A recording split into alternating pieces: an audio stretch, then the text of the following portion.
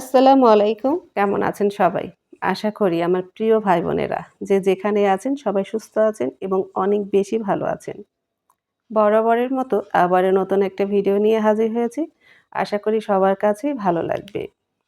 যদি আমার ভিডিওটা এতটুকু ভালো লেগে যায় তাহলে অবশ্যই আমার চ্যানেলটা সাবস্ক্রাইব করে দিবেন। ছোট্ট একটা লাইক দিয়ে আমার চ্যানেলের পাশেই থাকবেন।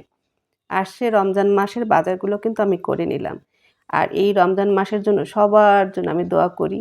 সবাই যেন সুস্থ থাকে, ভালো থাকে এবং সুস্থ শরীরে রমজান আদায় করতে পারেন, রোজা রাখতে পারেন, সেই দোয়া করি সবার জন্য। তো এই তো আমি বাজারগুলো নামিয়ে নিচ্ছি। এখানে রমজান মাসের ২ রকম বাজার আছে। একটা হলো আমার সংসারের জন্য, যেটা আমার রমজান মাসে প্রয়োজন তার জন্য। আরেকটা হচ্ছে গরিব দুঃখীদের জন্য, যেটা আমি রমজান মাসের জন্য দিব আরকি গরিব দুঃখীদের। সেই বাজারটাও কিন্তু লাইসার বাবা একসাথেই নিয়ে এসেছে। তো একসাথে নিয়ে আসতে বলেছিলাম, সেটা নিয়ে আসছে। তো এখানে চাল, ডাল, ছোলা, আদা, রসুন, পেঁয়াজ, বেসন, খেজুর, কাঁচামরিচ সবকিছুই কিন্তু আছে। সাথে মুরগিও নিয়ে আসছে লাইসার বাবা। তো মুরগি দিয়ে কি করব সেটা একটু পরে শেয়ার করছি। তো সব রকম বাজার কিন্তু আমি গুছিয়ে নিচ্ছি।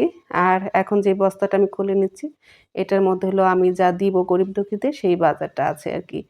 তো আমার যতটুকু সামর্থ্য আছে আমি সেই অনুযায়ী চেষ্টা করছি সবাইকে একটু, একটু করে দেওয়ার। নিজে শুধু একা খেলেই তো হয় না, সবাইকে একটু দিতে হয়। তো আমার অনেক সামর্থ্য নেই, যতটুকু আছে ততটুকুর মধ্যে আমি চেষ্টা করছি একটু, একটু করে সবাইকে দেবার। তবে আমার প্রিয় ভাই বোনেরা যদি আমার পাশে থাকেন, আমার জন্য দোয়া করেন, আশা করি সামনে আরো কিছু হবে। হয়তো বাড়িয়ে দেব, যা দিচ্ছি তার থেকে অনেক বাড়িয়ে দেব। শুধু আমার প্রিয় ভাই বোনেরা আমাকে একটু সাপোর্ট করবেন, আমার জন্য দোয়া করবেন যেন আমি এগিয়ে যেতে পারি। এরপরে দুপুরে রান্নাবান্নার পালা আরকি। তো এখানে আমি বিরিয়ানি রান্না করব, মুরগির বিরিয়ানি। তো মুরগির বিরিয়ানিটা কেন রান্না করছি? শুধু আমার ছেলের জন্য।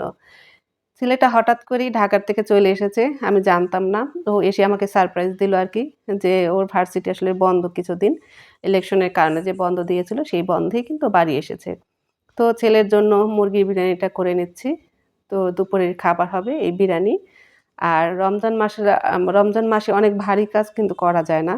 কিন্তু সারাদিনই কাজের উপরেই কিন্তু আমাদের থাকতে হয়।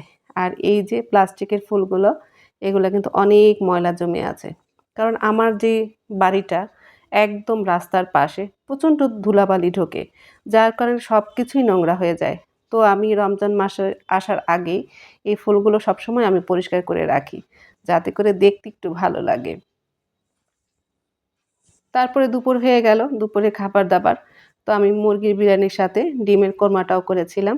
এটাই আমাদের দুপুরের খাবার। সালাদ তো সাথে থাকবেই। আর এই যে দৃশ্যটা এখন দেখছেন, এটা আমি অনেক বছর পর দেখলাম। আমার ২ ছেলে পাশাপাশি। একটা হচ্ছে আমার ছেলে, একটা আমার বোনের ছেলে। দুটোই আমার ছেলে।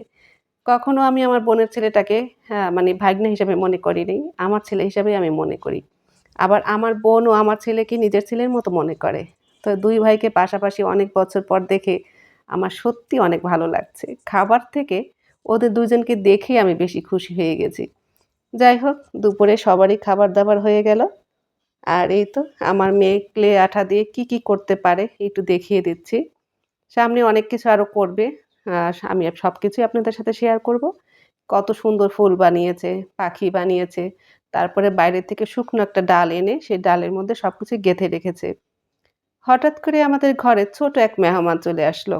আমার দরজার কাছে বসে, বসে মিউ, মিউ করছে। দরজা খুলতে সে একদম ঘরে ঢুকে গেল।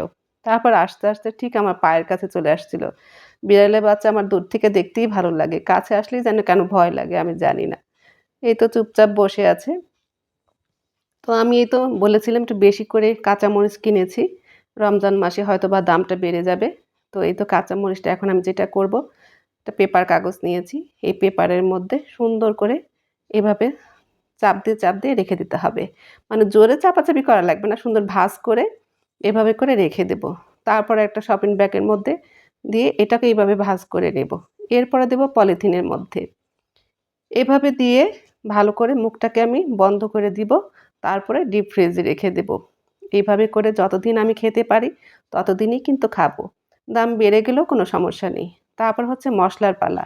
রমজান মাসে সবচেয়ে বেশি যেটা প্রয়োজন হয় সেটা হচ্ছে মসলা। মসলাপাতি কিন্তু বাটা থাকলে আর কোনো চিন্তা থাকে না, তাই না? সব রান্নাই কিন্তু ঝটপট হয়ে যায়। তো আজকে সারাদিনটাই কিন্তু এই রমজান মাসের প্রস্তুতি নিতে, নিতেই কিন্তু আমার সময়টা চলে যাচ্ছে। তো মশলাপাতি করা হয়ে যাওয়ার পরে ওই যে লাইসার বাবা বললাম বেসন নিয়ে আসছিল, সেই বেসনগুলো আমি এবার চেলে নেব। অনেক মানুষের দেখা যায় যে বেসনটা ঠিকভাবে চালে না। বেসনের মধ্যে কিন্তু অনেক ময়লা থাকে।